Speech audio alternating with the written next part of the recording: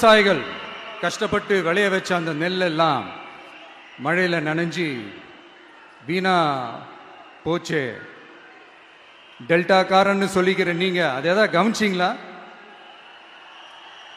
அவங்களுடைய போராட்டம் எதுக்காவது கூட போய் நின்றுக்கிறீங்களா? கூண்டாஸ்ல மட்டும் போடுவீங்க. இதானே உங்களுடைய அந்த சாதனை. பரந்தூர் பிரச்சனை, உங்களுடைய உண்மையான நிலைப்பாடு என்ன? மேல்மா விஷயத்துல உங்களோட உண்மையான நிலைப்பாடு என்ன?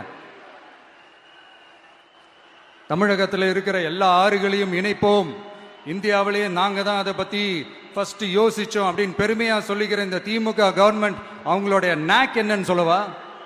இந்த மாதிரி பெரிய பெரிய திட்டங்கள்லாம் ஆட்சிக்கு வந்த உடனே செய்ய மாட்டாங்க. அந்த ஆட்சி முடிகிற டைம்ல, அந்த கடைசி 6 மாசம், அந்த 1 வருஷம், அந்த 1.5 வருஷத்துல அதுக்கான திட்டத்தை கொண்டு வருவாங்க, அதுக்கான அடிக்கலை நாட்டுவாங்க. அதுக்கப்புறம் எலெக்ஷன் வரும், தோத்துருவாங்க. கேட்டா எங்க ஆட்சி தான் முடிஞ்சிருச்சே அப்படின்னு நாடகம் ஆடுவாங்க.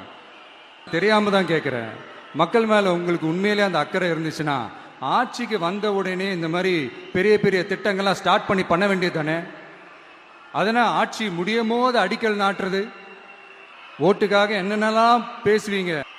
ஸோ இப்படியெல்லாம் நம்ம பேசினா காவிரி பிரச்சனையில் உன் கருத்து என்ன, முல்லை பெரியார் பிரச்சனையில் உன் கருத்து என்ன, இப்படிலாம் அதெல்லாம் பற்றி உனக்கு என்ன தெரியுமா அப்படின்னு கேட்க ஆரம்பிச்சிருவாங்க. ஐயா, உலக மகா மேதைகளே, ROV, ரிமோட்லி ஆபரேட்டட் வெஹிக்கிள், அதை வச்சு தண்ணிக்குள்ளேயே போய்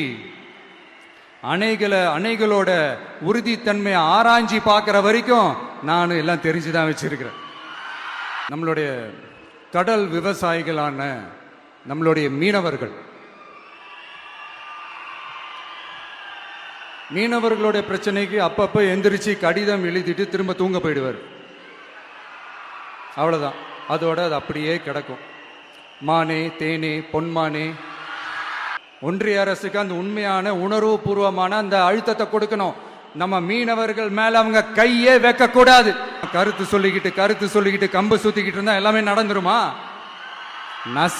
நசன் பேசி அதை கேட்டு மக்கள் வெறுத்து போயிட்டாங்க. அந்த பாதுகாப்பு பக்காவா இருக்கணும், அதுதான் நம்மளுடைய ஒரே அஜெண்டா.